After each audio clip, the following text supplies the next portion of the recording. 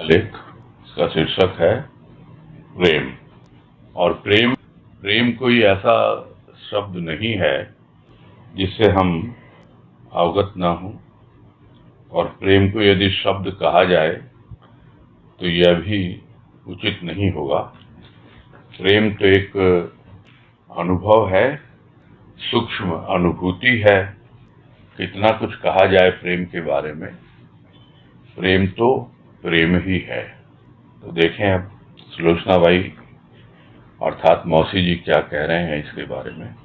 शुरू करते हैं।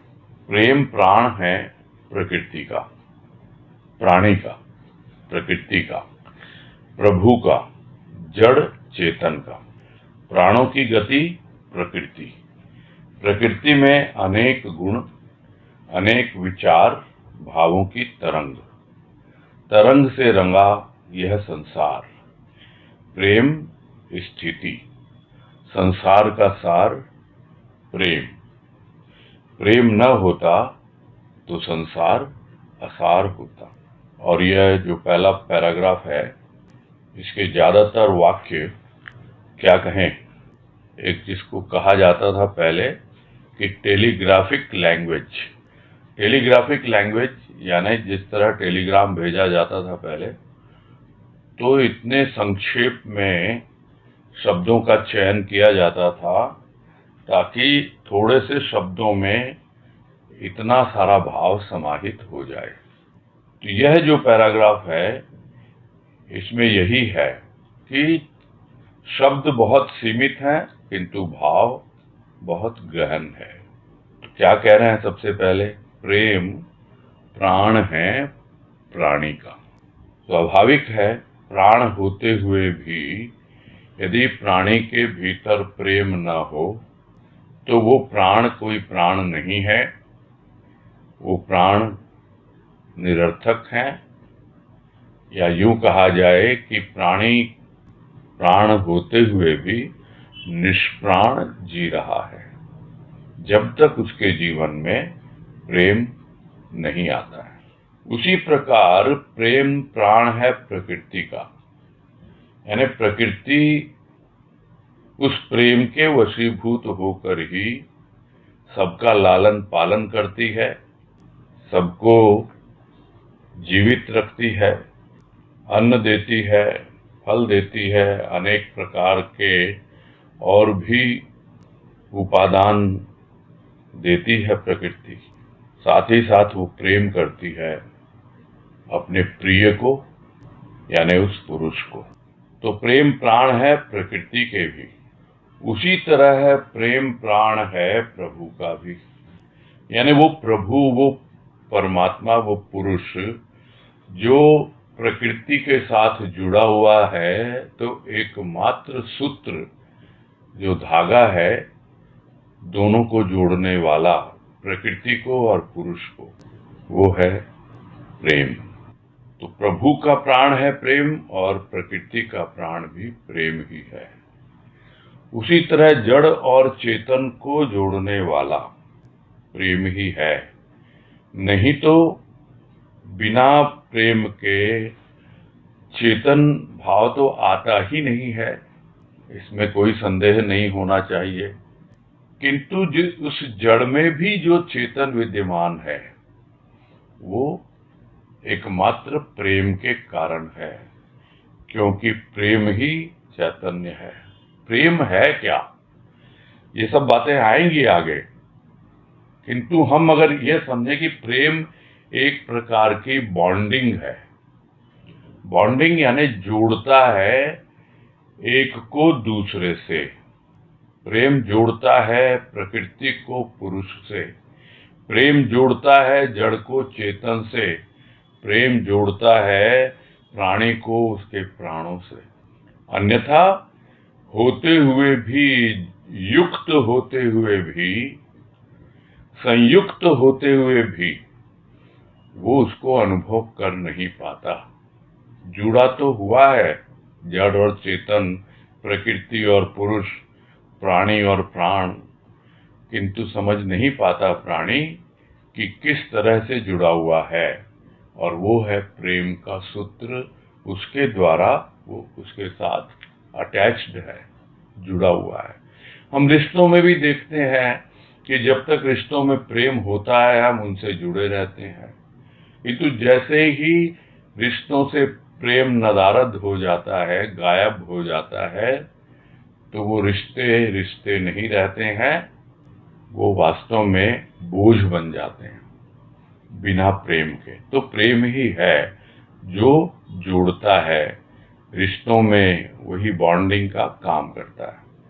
प्राणों की गति प्रकृति है, और प्रकृति क्या है? प्राणों की गति। यानी प्राणों में अगर गति है तो हमको समझना चाहिए कि यह प्रकृति का ही रूप बनकर सामने आ रही है। प्राण है क्या? सूक्ष्माति सूक्ष्म। उसके बाद आती है प्रकृति, सर्वप्रथम सूक्ष्म प्रकृति यानी मन बुद्धि चित्त अहंकार, और उसके बाद स्थूल प्रकृति जो पंच भौतिक तत्व है उससे बनी हुई।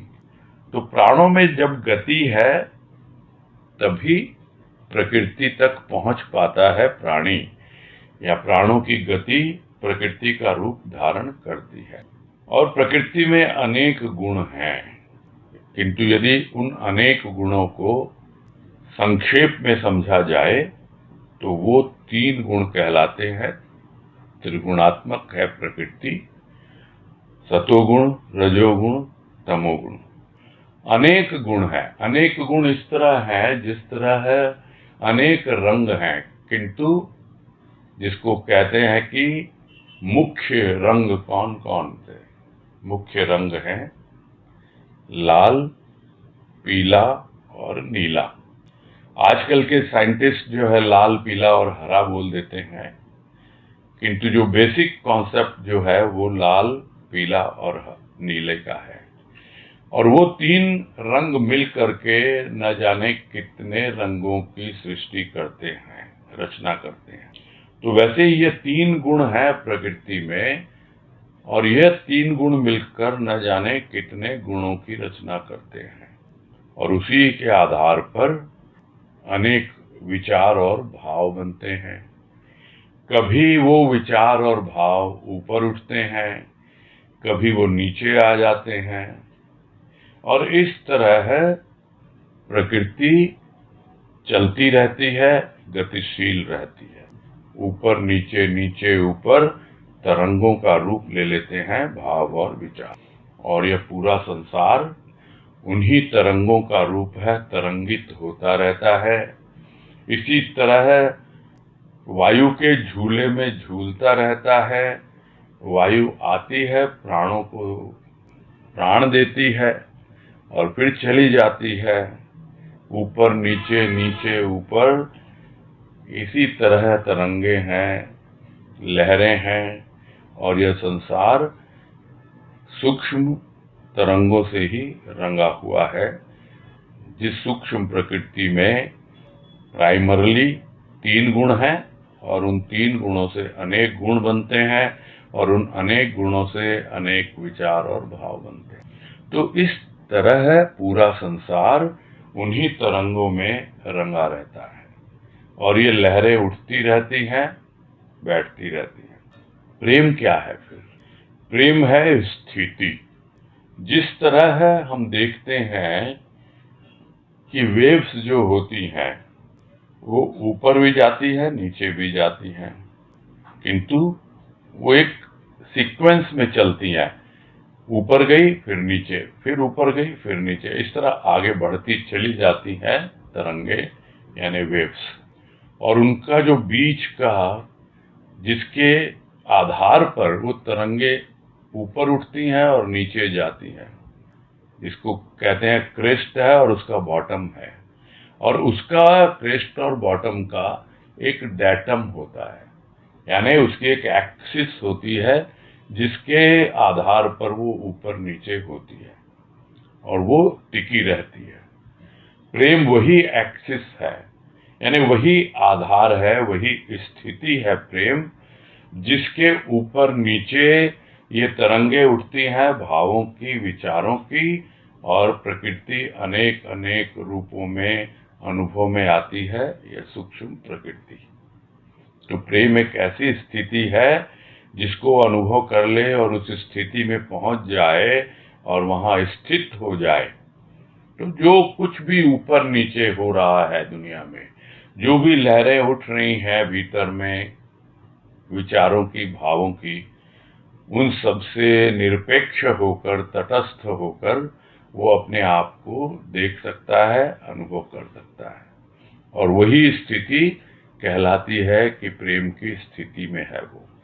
और सब जानते हैं कि संसार में अगर कुछ सार है तो वो प्रेम ही है।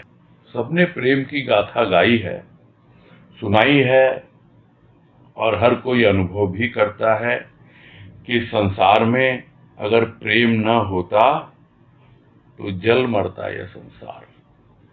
यानी प्रेम ही उसका सार है, और सार है तो इसलिए टिका हुआ है यह संसार। अन्यथा इस संसार में कोई सार नहीं होता, रूखा सूखा होता। और जिस तरह रूखी सूखी लकड़ी, भूसा इतनी जल्दी से थोड़ी सी चिंगारी पा करके जल जाता है, वैसे ही जिसके भीतर प्रेम नहीं है, थोड़ी सी चिंगारी क्रोध की आती है और वो उसको जला देती है, तमतमाने लगता है प्राणी। क्यों? क्योंकि प्रेम भीतर नहीं है, उसने सार ग्रहण किया नहीं है। ये एक बहुत सहज तरीका है अपने आप को पहचानने का कि जब प्रेम है तो वो फिर रूखा सूखा नहीं होगा, उसको जल्दी से आएगा ही नहीं क्रोध, यदि प्रेम है तो। और जो प्राणी असार जीवन जी रहा है, सार ग्रहण करना आता नहीं, प्रेम में जीना आता नहीं, तब वो तो हर घड़ी तैयार बैठा है। क्यों? क्योंकि वो अहंकार लेके आता है उस क्रोध को, और प्रेम आता है तो अपने आप ही अहंकार शांत होने लगता है और क्रोध भी शांत रहता है। आगे कह रहे हैं, प्राणों में बसे प्रेम का अनुभव न कर पाया प्राणी तो चिल्ला उठा। अनेक प्रकार के कर्म करने में लगा साधन के रूप में। कर्म तन के साधन भी थे, मन के साधन भी थे। मन साधन न चाहता हुआ भी साधन को अपनाता था। मन तो प्रेम में लीन होना चाहता था, जो प्रेम भक्ति पथ पर प्रतीक बनकर सम्मुख हो, साधन के पथ पर साध्य के रूप में सम्मुख हो, और स्थूल के साथियों में भी अपनत्व हो। किंतु व्यवहार के करिश्मों ने गंदा कर डाला प्रेम को। तो वो प्रेम जो प्राण है प्राणी का, वो प्राणों में ही बसा हुआ है, और उन प्राणों में बसे हुए उस प्रेम को जब अनुभव नहीं कर पाता प्राणी, इसीलिए परेशान रहता है, बौखलाया हुआ रहता है, क्रोधित रहता है, चिंतित रहता है। तो चिल्ला उठा का मतलब यही है, थोड़ा सा कुछ होता नहीं कि विचलित हो जाता है। थोड़ी सी ऊंच नीच हुई नहीं, थोड़ी सी विचार की, भावों की तरंगे आई नहीं, बस तिलमिला उठा, परेशान हो उठा और चिल्ला उठा। अब कैसे शांत करे अपने आप को? तो लग गया अनेक प्रकार के धर्म कर्म के नाम पर बहुत कुछ करने लग गया कि चलो मैं ये साधन अपना लेता हूँ, वो साधन अपना लेता हूँ। तो साधन शरीर के भी, यानी व्रत, उपवास, जप, तप, ये सब भी।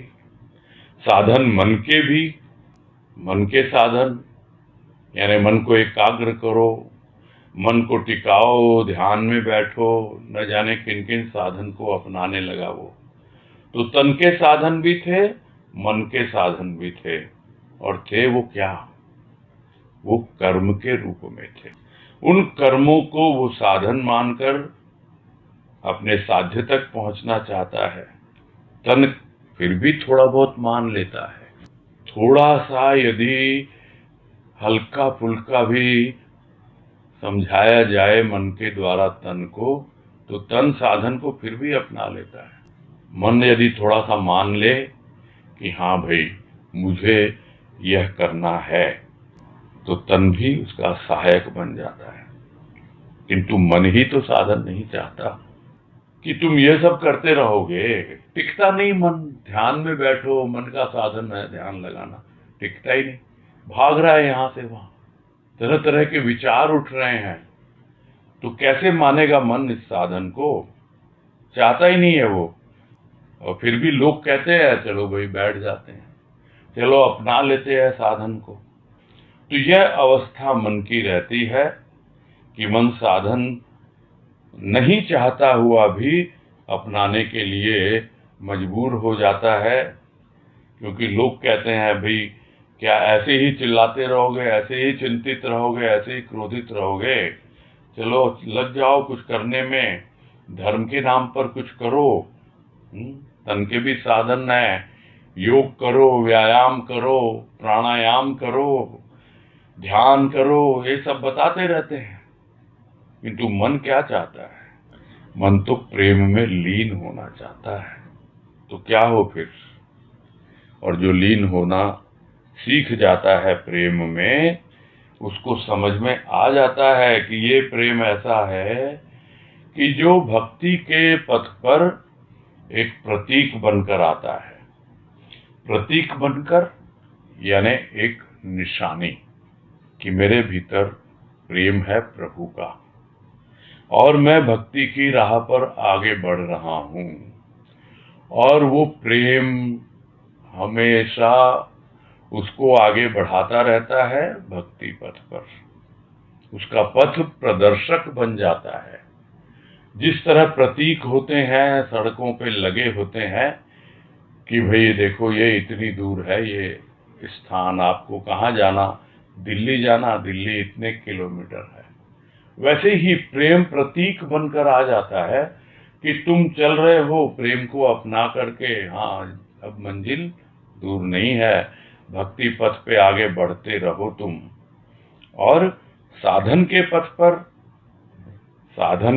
पर साध्य के रूप में सम्मुख रहता है कि मुझे कहाँ पहुंचना, मुझे पहुंचना है उस प्रेम तक जो मेरे प्राणों में बसा हुआ है।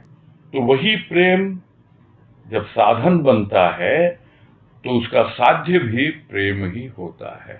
और वो प्रेम जो प्राणों तक पहुंचा दे, प्रेम ही वो खाता है, प्रेम ही पीता है, प्रेम ही पहनता है, ओढ़ता है। ये बाहर का खाना पीना ओढ़ना नहीं है, ये भीतर का, सूक्ष्म का। यानी उसके साधन के पथ पर हर अवस्था में प्रेम ही साधन है, प्रेम ही साध्य है। और वो जो साधक है उसे भी प्रेम के अलावा और कुछ नहीं चाहिए। तो भक्ति पथ पर तो वो प्रतीक बनकर आगे बढ़ाता है। और जब साधन बन जाता है प्रेम, और उस साधन के पथ पर वही साध्य उसका सम्मुख रहता है। और स्थूल का जीवन अपने आप ही प्रेम उसका वितरित होता है। क्यों वितरित होता है, किस तरह होता है? तो जो एक आध भजन में हम गाया करते हैं कि प्रेम जो देते हैं प्रभु को तो हम भी हैं सबको प्यारे। क्योंकि हम प्रभु को प्रेम कर रहे हैं। और वो प्रभु है कौन? वो प्रभु जो हमारे प्राणों में बसा हुआ है, वही तो है, वही तो प्रेम रूप है। तो हम उस प्रेम को ही प्रेम देते हैं। प्रेम जो देते हैं प्रभु को तो हम भी हैं सबको प्यारे। यानी जो स्थूल के साथी हैं उनको भी हम प्यारे लगते हैं, उनसे भी हमारा अपनत्व बना रहता है। तो यदि प्रेम ही आधार हो और प्रेम ही व्यवहार हो तो फिर कहीं कोई कमी नहीं है। किंतु जो दुनियादारी का व्यवहार, जो स्वार्थ और अहंकार से भरा हुआ है, वहां पर क्या होगा? वो प्रेम को गंदा कर डाला। उस स्वार्थ ने, उस अहंकार ने जो अपना व्यवहार का करिश्मा दिखाया, व्यवहार के करिश्मों ने, करिश्मा तो वैसे चमत्कार होता है, करामात कह लो उसको। तो क्या करामात दिखा दी भाई, ऐसा क्या किया? तो यहाँ पर यह एक तरह से व्यंग कसा गया है संसार के व्यवहार पर कि प्रेम तो है नहीं और व्यवहार कर रहे हैं और प्रेम का प्रदर्शन कर रहे हैं, झूठा प्रदर्शन कर रहे हैं कि हम तुमको कितना प्यार करते हैं। तो यह जो व्यवहार का करिश्मा है, इसी ने तो इस प्रेम को गंदा कर दिया, दूषित कर दिया। नहीं तो प्रेम तो इतना निर्मल और स्वच्छ, जिसको अनुभव में आ जाए उसको बस और कुछ नहीं, चाहे वो भक्ति के मार्ग पे जा रहा हो या उसने कोई साधन अपना रखा हो, सब कुछ उसके लिए वो प्रेम ही हो जाता है। आगे है, स्वार्थ आया, मोह आया, अहंकार आया, अनेक प्रकार के भले बुरे विचार आए, निर्मलता कादा बनी, साधन तथा भक्ति का पथ भी कंटका किरण बना, क्योंकि त्याग को अपनाया, प्रेम को न अपनाया। प्रेम में त्याग है, वैराग है, भक्ति है, विश्वास है, श्रद्धा है, शरणागति है, समर्पण है, बहुत कुछ है। सहज भाव है प्रेम, सहज योग है प्रेम। तो जैसे ही स्वार्थ आया व्यवहार के माध्यम से, अहंकार आया साथ में, और स्वाभाविक है थोड़ा बहुत मोह होता है, इसलिए उस अवस्था में हम अपने स्वार्थ और अहंकार को बैक सीट पे भेज देते हैं, दबा देते हैं या उस वक्त प्रकट नहीं करते हैं। किंतु यह स्वार्थ, मोह और अहंकार ये न जाने कितने तरह के उल्टे सीधे विचारों को लेके आते हैं। यहाँ भले बुरे विचार आए, भले तो क्या आएंगे, जब स्वार्थ, मोह और अहंकार आएगा तो भले विचार क्या आएंगे, भले बुरे मतलब उल्टे सीधे तरह तरह के ऐसे ऐसे विचार आते हैं कि जिसको बोलते हैं भीतर में जो थोड़ी बहुत निर्मलता आ रही थी वो बस कीचड़ बन गई, जिसको बंगला में कहा जाता है जल घोला हो गलो, यानी ये जो निर्मलता थी जल की, घोला हो गलो माने बिल्कुल कीचड़ कादा बन गया वो। तो वो निर्मलता उसको किसने खराब किया, स्वार्थ ने, मोह ने, अहंकार ने। और वो लेके आए न जाने तरह तरह के विचार, और सब कुछ उसी तरह गंदगी से भर गया। और फिर उसको दूर करने के लिए अपनाया तरह तरह का पथ, साधन भी अपनाया, भक्ति का पथ भी अपनाया, किंतु उसमें ध्यान दिया नहीं, त्याग को ही महत्व दिया, प्रेम को महत्व नहीं दिया। जहां कहीं भी जाओ देख लो यही है, किसी भी धर्म के नाम पर जहां इकट्ठे हो रहे हैं लोग, तो वहां कोई बैठे होंगे महाराज जी, एक आलोचना नहीं है, समझने के लिए ये सब बात है। उनसे पूछेंगे क्या करते हो, ये करते हो, वो करते हो, अच्छा सिगरेट पीते हो, दारू पीते हो, तंबाकू खाते हो, सबसे पहले तो इनको छोड़ो तुम, उसके बाद आना मेरे पास। यानी इतनी हीन भावना में भर देते हैं, और उसको कोशिश करता है छोड़ने की, और वो लत लगी हुई है वर्षों की, उसको वो छोड़ पाता नहीं है। और अगर कोशिश करता भी है आगे बढ़ने की, भक्ति पर, धर्म के नाम पर कुछ करने की, तो इतना उसे कांटे से चुभते रहते हैं, क्योंकि त्याग को अपनाया उसने। यदि सीधा यही कहा जाता भाई तू प्रभु के प्रेम को अपना ले, और प्रभु का प्रेम जब तुम्हारे जीवन में आ जाएगा तो अपने आप ही सब छूटता चला जाएगा जो निरर्थक है। और अगर निरर्थक नहीं, तुम्हें लगे नहीं हमारे शरीर को उसकी आवश्यकता है, तो भी उसका भला बुरा जो इफेक्ट होता है, उसका जो प्रभाव होता है, उसको भी देखता है प्राणी, उसको भी समझता है। तो प्रेम जब आ जाता है तो त्याग आ जाता है, और त्याग आ जाता है तो स्वाभाविक है वैराग भी आ जाता है। वैराग आया तब समझ में आया कि भक्ति क्या होती है। तो प्रेम में सब कुछ है, त्याग है, वैराग है, भक्ति है, विश्वास, श्रद्धा, सब कुछ है, और स्वाभाविक है शरणागति और समर्पण, ये सब शब्दों के ऊपर तो अलग अलग लेख लिखे हुए हैं, तो अब इसको क्या व्याख्या करें हम, सब समझा हुआ है हमारा। शरणागति प्रारंभिक अवस्था, श्रद्धा करेगा तभी शरणागति में आएगा, और धीरे धीरे जब विश्वास बढ़ता चला जाएगा तो समर्पण घटित होने लगेगा। तो यही तो सिंपल सी बातें हैं।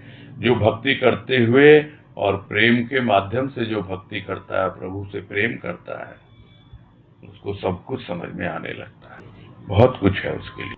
तो भाव अपनी जगह है, और सहज रूप में जो भाव आता है वो है प्रेम। यानी प्रेम इतनी सहजता दे देता है हमारी भाव के प्रति, और भाव में जब प्रेम आ जाता है तब तो कहना ही क्या। यानी प्रेम और भाव फिर इतने सहज हो जाते हैं कि हमारा योग सहजता से हो जाता है उस प्रेम से और उस भाव से। तो प्रेम क्या है? सहज भाव है। प्रेम क्या है? सहज योग है। योग मतलब जुड़ना। प्रेम जो पहले भी बात है कि एक बॉन्डिंग है, एक जुड़ाव है। हम बड़ी सहजता से प्रेम के द्वारा अपने प्रभु से जुड़ जाते हैं। आगे कह रहे हैं, त्याग स्वतः होता है तो वैरागी बन जाता है, और अनुरागी बन जाता है अणु अणु का, प्रेमाभिलाषी बनकर। प्रेम में साधन अपनाने नहीं पड़ते, साधन स्वतः बनते हैं। भक्ति, शक्ति, शरणागति, समर्पण, ये सब प्रेम के ही प्रतिरूप हैं। प्रेम नहीं तो भक्ति के कर्म केवल मनोविलास हैं, केवल बातें, समर्पण नहीं। प्रेम में ही शरणागति, समर्पण, भक्ति, विश्वास आदि का रूप बनता है। प्रेम अवस्था बना देता है, और देता है कुछ ऐसी अनुपम अनुभूति कि प्राणी विमग्न हो जाता, कहना नहीं बनता। प्रेम का प्रशस्त मार्ग आनंद से ओतप्रोत है, क्योंकि प्रेम में सरसता है।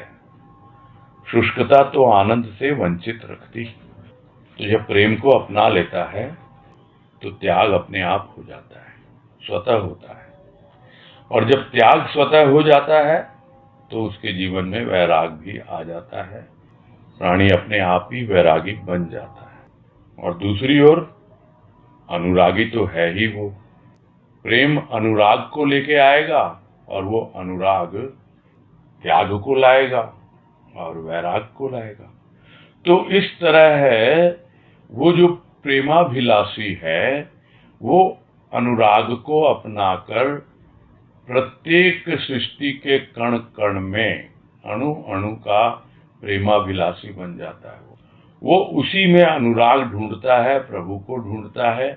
जहां कहीं जो कोई भी उससे संपर्क में आता है, बस उसको तो प्रेम की ही अभिलाषा होती है, उसको और किसी से मतलब है ही नहीं।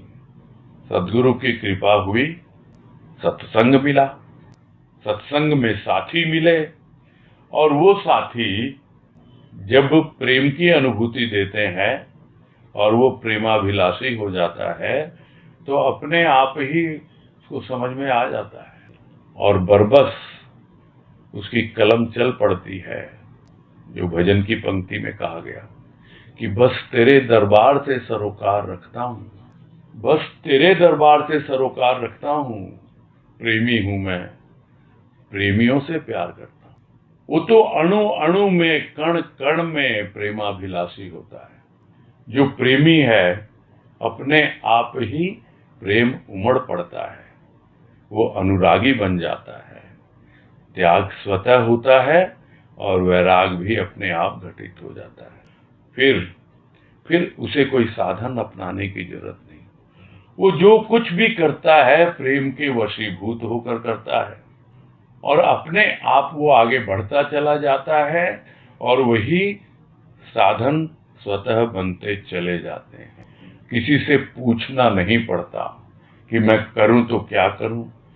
उसका प्यारा प्रियतम परमात्मा जो उसके प्राणों में बसा हुआ है, वो वहां से उसे संकेत देता है, तू बढ़, आगे बढ़। इस तरह वो प्रतीक बनकर, वो प्रेम संकेत बनकर वो उसे आगे खींचता रहता है। साधन बनाने नहीं पड़ते, अपनाने नहीं पड़ते, अपने आप जो कुछ वो करता चला जाता है, दूसरों के लिए वो एक उदाहरण स्वरूप बन जाते हैं। और लोग कहते हैं इसने तो यह साधन अपनाया। क्या साधन अपनाया? जिसको प्रेम जैसा धन मिल गया, उसके लिए वही साधन, और बनता चला जाता है, आगे बढ़ता चला जाता है प्राणी।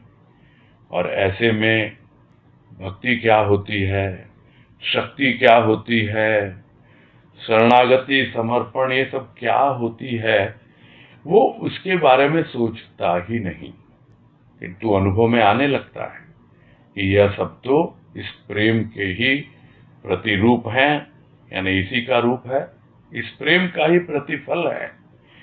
प्रेम किया तो अपने आप भक्ति आई, भक्ति आई मतलब शरणागति आई। प्रेम किया तो अपने आप समर्पण हो गया। शरणागति में फिर भी थोड़ा सा प्रेम का अंश होता है, किंतु समर्पण, समर्पण तो बिना प्रेम के घटित हो ही नहीं सकता। और जब यह सब होता है तो अपने आप भक्ति बढ़ती है, और वो भक्ति की शक्ति से अवगत होता चला जाता है। और नहीं तो फिर क्या है भक्ति?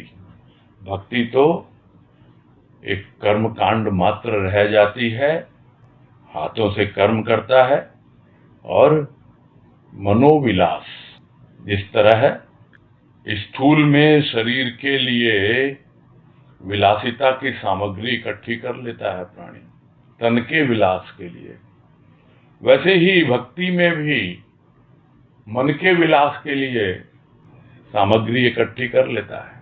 बस उन्हीं का उपभोग करता है और समझ लेता है कि मैं तो भक्ति कर रहा हूं। यदि प्रेम नहीं है तो वो भक्ति स्थूल रूप में कर्म कांड है और सूक्ष्म रूप में मनोविलास है। ये बात बड़ी अच्छी तरह से स्पष्ट हो जानी चाहिए, और ये एक जिसको कहते हैं अंडरलाइन करने का वाक्य है कि प्रेम नहीं तो भक्ति के कर्म केवल मनोविलास है। या तो ऊपरी कर्म है, या उसके नाम पे जो भी कर रहे हो, मन बहलाने के लिए कर रहे हो, बहलाने के लिए भी नहीं, विलासिता, लग्जरी, ये एक ऐसी मेंटल लग्जरी हो जाती है। प्रेम है नहीं, बस विलास में लगा हुआ है। समझना चाहिए कि केवल बातें बनाने से नहीं होता है। समर्पण प्रेम चाहता है, प्रेम समर्पण मांगता है। सिर्फ बातें करने से तो समर्पण नहीं होगा। प्रेम होगा तो शरणागति भी आएगी, समर्पण भी आएगा, भक्ति भी बढ़ेगी और विश्वास भी बढ़ेगा। तो इस तरह प्रेम के द्वारा सब चीजें अपने आप ही घटित होती जाती हैं, बढ़ती चली जाती हैं, और प्राणी अपने साध्य तक पहुंचने के लिए हमेशा तत्पर रहता है। और तत्पर क्यों रहता है? क्योंकि प्रेम उसकी ऐसी अवस्था बना देता है, ऐसी अनुभूति देता है कि सब कुछ भूल जाता है, वो पूरी तरह उसी में मग्न हो जाता है। यहाँ विमग्न से तात्पर्य है पूरी तरह निमग्न हो जाना, उसी में डूब जाना। कहना नहीं बनता, नहीं तो विमग्न हम समझें तो कोई कहेगा मग्न का विपरीत भाव है विमग्न हो जाना, किंतु यहाँ जो भाव है कि प्रेम ऐसी अवस्था बना देता है, एक ऐसी अनुपम अनुभूति दे देता है कि पूरी तरह उसी में मगन हो जाता है प्राणी, और वो कुछ कहता सुनता नहीं है, जरूरत भी नहीं है उसको। वो तो अपने प्रभु के प्रेम में उसी मार्ग पर आगे बढ़ता चला जा रहा है। और यो जो प्रेम का मार्ग है वो बिल्कुल प्रशस्त है, मतलब कोई बीच में स्पीड ब्रेकर नहीं है, कोई किसी प्रकार का उल्टा सीधा डायवर्सन नहीं है। एकदम सीधे सीधे चलते जाओ और जीवन का आनंद उठाते चले जाओ। क्यों? क्योंकि उस प्रेम में ही तो सरसता है, संसार का सार है, उसमें रस है। जो मानव जीवन मिला है, उसका जो प्राण है, वो प्राण जो रूखे सूखे हैं, उसमें सरसता लाता है प्रेम। और जब शुष्क रहता है तब कुछ भी आनंद नहीं आता। वो ज्यादा से ज्यादा सुख की अनुभूति कर पाता है और फिर दुख उसको घेर लेता है। जब तक प्रेम नहीं है, प्रेम है तो जीवन में सरसता है और पूरा मार्ग आगे बढ़ने के लिए आनंद ही आनंद देता रहता है। आगे है, साधारण मानव ने प्रेम को वासना का रूप दिया। वासना तो भोग का गंदा नाला है। भोग कीड़ा है उस नाले का, जो काटता रहता है तन को, मन को, और चाहता है विषय वासना के साधन को। प्रेम तो भोग नहीं, प्रेम में तो भोग की गंध भी नहीं। प्रेम महाकोमल अति पवित्र भाव है। प्रेम के अभाव में जीवन रूपी पुष्प प्रस्फुटित नहीं हो पाता। जीवन शुष्क होता रहता है। शुष्कता में कहाँ सुख। किसी अभाव ने पेड़ को सुखा दिया। प्रेम के अभाव ने प्राणी के हृदय को शुष्क बना दिया। प्रेम पाता, प्रेम को जान पाता तो प्रसन्नता पाता। सरसता रग रग में पल्लवित होती और जन जन को भी प्रसन्नता लुटाता।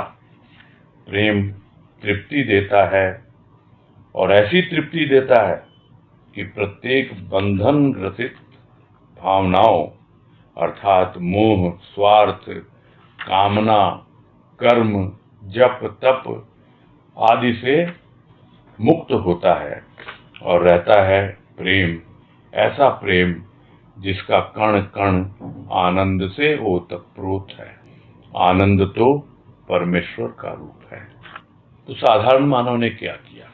प्रेम को वासना का रूप दे दिया। ये बातें तो कितनी ही बार हम करते रहते हैं। जहां कहीं भी देह बोध आएगा, शरीर की बात होगी, वो प्रेम वासना बन जाएगा। और वो वासना क्या है? वो वासना फिर आपको बार बार वही वास करने के लिए, वही रहने के लिए, उसी में लिप्त होने के लिए प्रेरित करती है। तो वो वासना है क्या? एक गंदा नाला है। और वो गंदा नाला कौन सा है?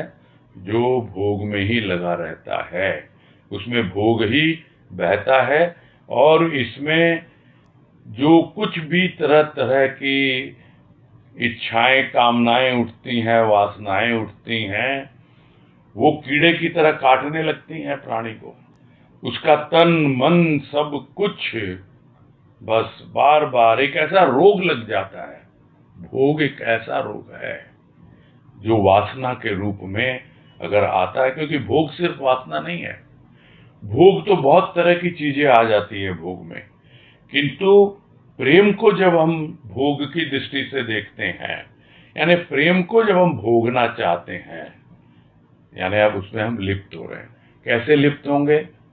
शरीर के द्वारा, देह बोध से होंगे। और शरीर आया नहीं कि बस वासना बन गया वो, और वो कीड़ा काटने लगता उसको, तन को, मन को। और हर समय उसको वही चाहिए, वो विषय वासना के साधन चाहिए फिर, कि किस प्रकार अपनी अतृप्त वासनाओं को पूरा करूं। और ये कभी तृप्त होती नहीं है, तरह तरह के साधन अपनाता रहता है। एक दो तरह के साधन अपना लिए, फिर धीरे धीरे मन उसका इतना अभ्यस्त हो जाता है, फिर बाद में उसे वो पुराने लगने लगते हैं, फिर दूसरे साधन अपनाता है। यानी ये वासना और भोग दोनों मिलकर के इस तरह से उसको नीचे गिरा देते हैं, जिसको यहाँ कहा गया है कि वो नाली का कीड़ा बन जाता है। किंतु प्रेम जब आता है तो भोग की भावना नहीं रहती है, निर्लिप्त हो जाता है। उसके भीतर वासना की, भोग की जरा भी कोई गंध ही नहीं है, कोई उसमें लेश मात्र भी नहीं है देहबोध। और यदि शरीर का भान है और अपने शरीर के अवयवों को किसी न किसी रूप में वो प्रेम के माध्यम से शांत करना चाहता है, तो फिर वो भोग की आग है। ये बिल्कुल समझ लेना चाहिए कि ऐसी आग है ये कि वो उसको शांत होने नहीं देती है। किंतु जब प्रेम आता है तो वो आग अनुभव में आता है, एकदम शांत हो गई। इसलिए समझ में आ जाता है कि प्रेम भोग नहीं है, उसमें भोग की गंध है ही नहीं, लेश मात्र भी नहीं है। प्रेम तो महाकोमल और अति पवित्र भाव है। पवित्रता कहाँ से आती है? एक पवित्रता आती है बाहर से, हम नहा धो लेते हैं, पवित्र हो जाते हैं। एक पवित्रता आती है भीतर से, तो भीतर को भी नहलाना धुलाना पड़ता है। जो भी हमारे भीतर गंदगी है उसको साफ करना पड़ता है। और जब प्रेम आता है तो अपने आप ही ये सब जितने भी अपवित्र हैं, यानी जो हमको दूषित करते रहते हैं, गंदा करते रहते हैं, जो विचार भाव, उन सबको अपने आप ही प्रेम दूर करता रहता है और साथ साथ भीतर में कोमलता प्रदान करने लेता है। क्योंकि जब उसके ऊपर में वो गंदगी जो पड़ी रहती है, उसके कारण ही वो कठोरता होती है। जैसे किसी चीज के ऊपर मैल जम जाए, एक कपड़े के ऊपर ही यदि मैल जम जाए, एक लेयर जम जाए मैल की, तो वो भले ही कितना सॉफ्ट हो, हार्ड हो जाता है वो। वैसे ही अंतःकरण में जब मैल जम जाता है तो भीतर में वो कोमलता उसकी नष्ट हो जाती है। किंतु प्रेम आता है, पवित्रता लेकर आता है, शुद्ध करता है, निर्मल करता है और भीतर में जो कोमलता है उसको प्रकट करता है। तो प्रेम महाकोमल है और अति पवित्र भाव है। और जब तक प्रेम नहीं आता जीवन में तो जीवन तो रूखा सूखा है। ये बातें तो कितनी बार कर लो, जीवा थकती नहीं है बोलते बोलते कि जीवन रूपी पुष्प प्रस्फुटित नहीं हुआ, कली खिली ही नहीं, जीवन का विकास हुआ ही नहीं। पूरा रूखा सूखा जीवन बिताता रहता है प्राणी, और ऐसा रूखा सूखा जीवन उसमें कहाँ सुख मिलेगा? जब सूख गया तब सुख कहाँ से मिलेगा? सुख तो मिलता है जो थोड़ा रस होता है, कोमलता होती है, रस से ही कोमलता आती है। तो शुष्कता में कहाँ है सुख? कहाँ से आई है शुष्क? मैल से, गंदगी से। कौन लेके आया उस गंदगी को? उस गंदगी को लेके आया अभाव। भाव रहता तो अपने आप ही प्रेम रहता, प्रेम रहता तो भाव रहता। तो ये दोनों एक दूसरे से ओतप्रोत रहते और पेड़ जो है जीवन का, जीवन रूपी वृक्ष, वो सूखता नहीं। हमारी कोमल भावनाएं हमेशा बनी रहती, कोमलता रहती, तरी रहती भीतर में। और प्रेम का अभाव ही है ये, जिसके कारण प्राणी का जो हृदय है पूरी तरह सूख गया है, शुष्क हो गया। यदि प्रेम को पा जाता और प्रेम को जान लेता तो अपने आप अनुभव करता कि कितना जीवन उसका सरस हो गया है, कितनी प्रसन्नता उसके जीवन में आ गई है।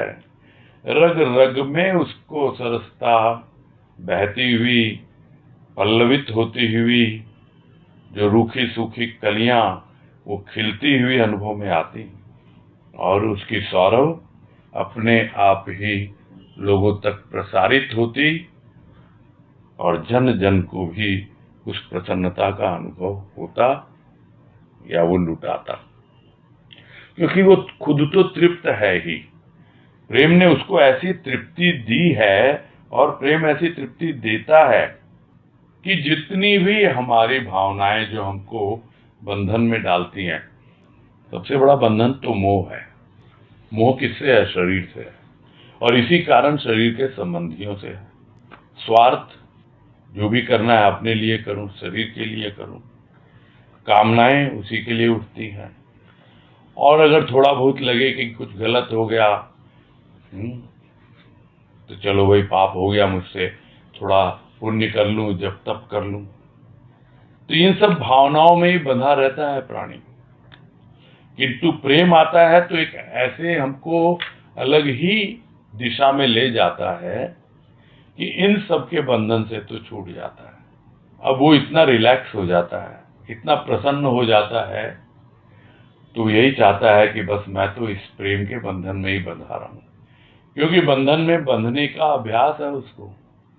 पहले बंधा हुआ था मोह में, स्वार्थ में, कामनाओं में, वासनाओं में, कर्म कांड में, जप तप में, और अब प्रेम आ गया तब वो चाहता है कि बस मैं तो प्रभु के प्रेम में ही बंधा रहा हूं। किंतु वास्तव में जब तृप्ति आ जाती है इतनी प्रेम की, और वो अपने साध्य की ओर, उस प्रेम की ओर बढ़ता चला जाता है, तब वो सोचता नहीं है, बढ़ता ही चला जाता है, मुक्त होता चला जाता है। वो जिसमें वो बंधा रहना चाहता है वो उसको बांध के रखना नहीं चाहता। कहता है जल्दी से जल्दी पहुंच जा, तेरे प्राणों में मैं प्रतीक्षा कर रहा हूं, अपने प्राणों में पहुंच जा, इस प्रेम को लेकर अपने आप तू जीवन मुक्त अवस्था का अनुभव करेगा। तो सबसे मुक्त हो जाता है वो, और बस प्रेम ही प्रेम बना रहता है। और वो प्रेम ऐसा होता है कि उस प्रेम का एक एक अनुभव, छोटे से छोटा कण भी आनंद से ओतप्रोत है, और वो आनंद वही तो परमात्मा है, वही परमेश्वर। और इसीलिए प्रेम को भी परमेश्वर कहा गया कि प्रेम ही परमेश्वर, परमेश्वर ही प्रेम। लेकिन वो कौन सा प्रेम है? वो तो वो शुद्ध प्रेम है जिसकी बातें इस पूरे लेख में हो रही है शुरू से। उस प्रेम की जिसने अनुभूति कर ली और उस प्रेम के मार्ग पर वो आगे बढ़ता चला गया, और प्रभु की कृपा प्राप्त होती गई, तो अपने आप ही समझ में आने लगता है कि प्रेम का कण कण आनंद से ओतप्रोत है, रस से ओतप्रोत है। अब कोई जीवन उसका रूखा सूखा नहीं। जब प्रेम है मेरे साथ तो परमात्मा है मेरे साथ, वो प्रेम ही परमात्मा। बस यही पूरा करते हैं। अलका पोद्दार। प्रणाम भैया। हाँ नमस्कार, हरिओम, बोलिए। हाँ भैया, कल की लेख में एक बात आई थी, उसमें था कि वियोग में आनंद है, तो कैसे? आवाज नहीं आ रही आप। उसमें एक बात आई थी वियोग। हेलो हेलो, अभी आ रही है आपको आवाज? हाँ आ रही है, बोलिए बोलिए। हेलो। हाँ, कल के लेख में भैया एक बात आई थी कि वियोग में आनंद है, तो वो कैसे? वियोग में आनंद कैसे, समझ नहीं आया। वियोग किसका है? प्रेम। हाँ। फिर कहा भी गया था ना, वियोग का अंत हुआ संयोग में, क्योंकि उसको पता है ये वियोग ज्यादा देर का नहीं है, वो आनंद ले रहा है। प्रेम भी तो है, प्रेम का ही रूप है वियोग, संयोग भी प्रेम का ही रूप है। तो वियोग का अंत हुआ संयोग में, संयोग का अंत हुआ वियोग में। ये तो चलता रहेगा जब तक हम उस अनंत तक नहीं पहुंचते। ये वाणी कल आई थी ना उसमें ही, इसी संदर्भ में, कि वियोग का अंत हुआ संयोग में, संयोग का अंत हुआ वियोग में, और दोनों का अंत हुआ अनंत में। तो जब तक उस अनंत तक, यानी उस परमात्मा तक नहीं पहुंच जाते हैं, तब तक चाहे वियोग है संयोग है, वो प्रेम का ही रूप। कभी तो लगता है मेरा प्रभु हमेशा मेरे साथ है, संयोग बना हुआ है, से जुड़ा हुआ है। कभी लगता है कहाँ चला गया, कहाँ ओझल हो गया, किंतु उसको मालूम है प्रेम तो मेरे साथ है, ये प्रेम का ही दूसरा रूप है। तो ये चलता रहेगा, प्रकृति है यह। प्रकृति में दिन है तो रात भी है, वैसे ही है, संयोग है तो वियोग भी है। किंतु जब प्रकृति के परे चला जाएगा, यानी अनंत तक पहुंच जाएगा, तब दोनों का अंत होगा। तब तक तो उसको उसका आनंद उठाना है। लोग कहेंगे दुख में भी है क्या आनंद? सुख में तो आनंद मान लेते हैं, दुख में भी आनंद है क्या? अगर नहीं होता तो कुंती क्यों कहती भगवान कृष्ण को कि भाई मुझे तो आनंद आता है तभी जब मैं दुख में होती हूँ, तुम्हें सुमिरन करती हूँ। सुख आता है तो मैं तुम्हें भूल जाती हूँ, इसलिए वो हमेशा चाहती है कि मुझे दुख देते रहो तुम, ताकि मैं तुम्हें याद करती रहूं और मुझे आनंद मिलता रहे। तो है, ये तो अपना अपना दृष्टिकोण है, देखने की दृष्टि है, उससे समझ में आएगा। तो वियोग में भी आनंद है। परमात्मा की विकलता बनी रहती है उसको, तो वो उसको एंजॉय कर रहा होता है। जी हाँ, मिलेगा, मुझे मिलेगा, खूब आनंद में रहता है वो। एक बात और थी भैया, आनंद फल में भक्ति रूपी बीज रहता है। एक बात और थी, आनंद फल में भक्ति रूपी बीज रहता है। हाँ, वो उसका फल है। भक्ति रूपी बीज जब फल बन जाता है, तो जिस तरह फल में तो बीज होते ही है ना, हाँ, तो उसका फल आनंद है, तो बीज तो आपको मिल ही गया। फिर से भक्ति तो आपकी बनी ही रही। यहाँ फल का भाव उसका रिजल्ट नहीं, फ्रूट लिया गया था। फल का रिजल्ट यानी भक्ति का फल क्या है? आनंद है। तब आपका ध्यान तो फल पे ही लगा रहेगा। और भगवान कृष्ण कहते हैं क्या कि फल की इच्छा मत रख, तू तो अपना कर्म किए जा, यानी भक्ति किए जा तू तो। फल आनंद है, किंतु आपको अगर करते हुए आनंद नहीं आ रहा तो कब मिलेगा? तो भक्ति का बीजारोपण हुआ, और जब उसका फल आपको मिला, यानी पेड़ में फल लग गया, तो उसमें बीज तो आपका सुरक्षित है ही, यानी भक्ति तो बनी ही हुई है, और आप उसका रसपान करके आनंद उठा रहे हो। यही भाव लिया गया था। धन्यवाद। हरिओम। तनुश्री। प्रणाम भैया। हाँ, नमस्कार, बोलो। भैया ये बात आई थी कि प्रेम के बिना समर्पण नहीं होता। तो मन में प्रश्न आ रहा था, तो क्या बुद्धि लगा के समर्पण नहीं किया जा सकता? ना। कि व्यक्ति सोचे कि इसी से मैं सारे झंझट से मुक्त हो जाऊंगा, और बुद्धि के आधार पे तेरे समर्पण करना। बुद्धि से नहीं होता है, बुद्धि से नहीं होता।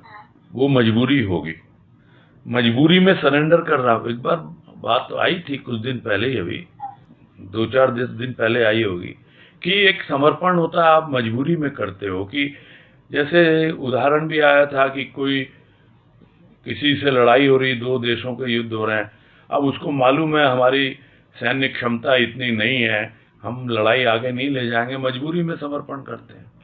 तो क्या वो भूल जाते हैं लड़ाई को? नहीं भूलते। तो मजबूरी में समर्पण करते हैं। प्रेम जो होता है वो मजबूरी नहीं है, प्रेम तो जरूरी है, और उसमें जो समर्पण होगा वो बड़ा नेचुरल होगा, अपने आप होगा, प्राकृतिक होगा। मजबूरी जो होता है वो जोर जबरदस्ती होती है, अननेचुरल होता है। और जब प्रेम होगा तो वही सरेंडर, वही समर्पण नेचुरल होता है। मतलब सोच समझ के कोई नहीं करता, एक क्षण आता है। हाँ जी, आप प्रेम किए जाओ और वो बनती है अवस्था अपने आप ही। आप सब कुछ उसी पे छोड़ देते हो, पूरी तरह समर्पण कर देते हो। अच्छा, उसके बाद उसको लगता है कि मैं अपनी मर्जी से, मेरे जीवन में कुछ नहीं, उसकी मर्जी से ही।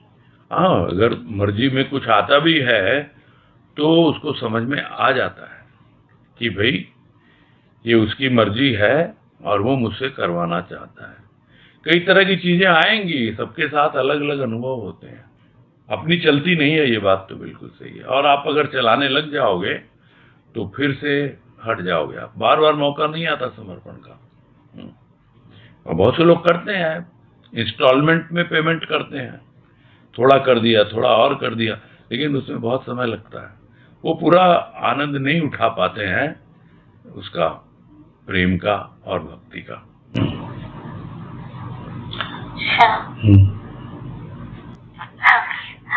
ठीक है।